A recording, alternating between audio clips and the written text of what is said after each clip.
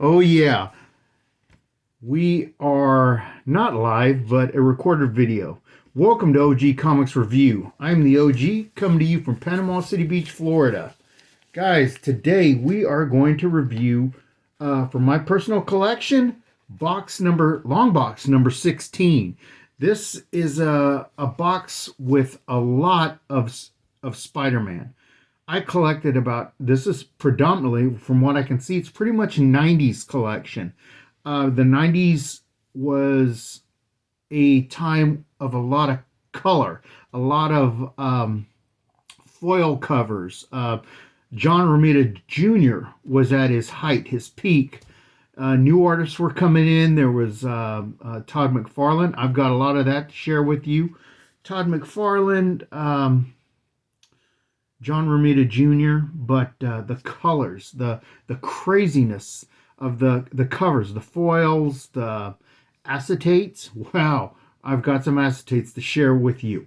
Let's get right into it. Right off the bat, right off the bat, we have Batman in a team up with Spider-Man. This is 1995. Bagley interior art, Mark Bagley. I don't remember reading it. Web of the Scarlet Spider, 1995. This is considered the first solo for the Scarlet Spider.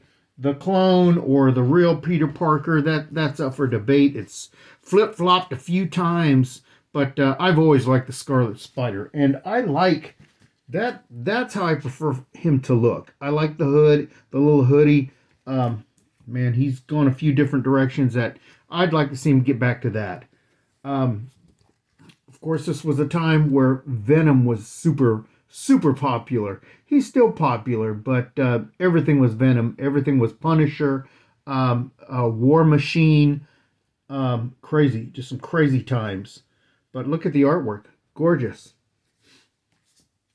Here is a silver. This is no, sorry, not silver. This is gold. That is a gold foil cover. Spider-Man Final Adventure. I don't remember what it's the Final Adventure about, but gorgeous cover. Gold. Guys, I don't remember how I got this, but this is 1995. This is an ash can, smaller comic format. This came out of Wizard. It is John Romita Jr. Not worth much, but it's cool. This is some 90s craziness. Web of Spider-Man, Spider-Man and Gwen. I don't really remember what it's about.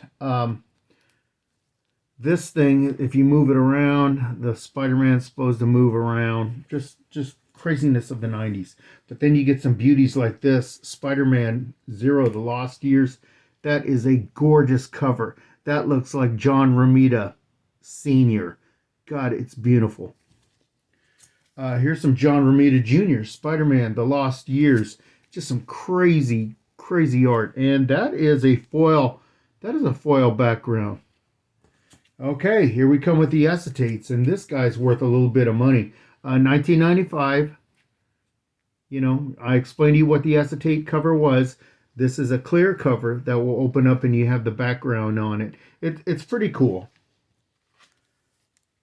Spider-Man Maximum Clonage Alpha Golden Edition. This is supposed to be one of 2000. Some Ron Lim art, gorgeous. Maximum Carnage Omega. Boy, that is an ugly looking jackal. Another acetate cover. Another Maximum Clonage. You have the Spider-Men at war with each other. Ben Reilly and Peter Parker. But a gorgeous cover. 90s, a lot of Spider-Man. The 90s brought to a close the OG's collecting career. I stopped collecting in 1997. Some things happened in life. I had to make some decisions. Comics had to go. I was on the cusp of quitting anyway. I was real tired of everything. I was sick of Wolverine. I was sick of all the tie-ins, the events where nothing really happened. Nothing ever happened. I thought at that time something had to go in my life, and it was comic books. And I would get back into comics. That was 1997, and I would get back into comics in 2000 or 2019. Crazy. Amazing Spider-Man, Todd McFarlane cover. Todd McFarlane Beauty. This is 1989. This is the second appearance of Venom. First cover appearance. That's technically a cover appearance. There's a little bit of debate about that. It's pretty interesting. Amazing Spider-Man, first full cover appearance of Venom. Todd McFarlane. I pulled a few Todd McFarlanes out to show you guys, share with you. Just beautiful. 1989. Another Todd McFarlane, Spider-Man and the Scorpion. Todd McFarlane, Captain America and Spider-Man. Todd McFarlane, Spider-Man and the Red Skull. Sinister Six. Actually, that's Eric Larson. First appearance of the female Dr. Octopus, Lady Octopus, or whatever, 1995. There's supposed to be a card in here. I did see the card. It's called Overpower card. It's in there. Amazing Spider-Man, Mark Bagley, first Spider Carnage. Amazing Spider-Man. Oh, in this is a story about Spider-Man saves a family. The kid is, they're in an alley. This is an homage to the origin of Batman.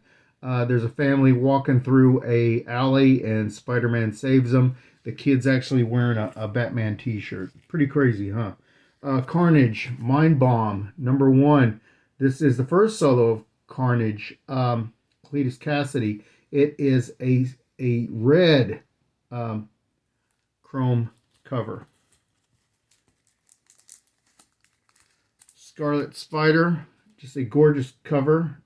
Todd McFarlane paying homage to himself. It does flip over, and you have a different cover. This is a clear backer board so that you can show your friends.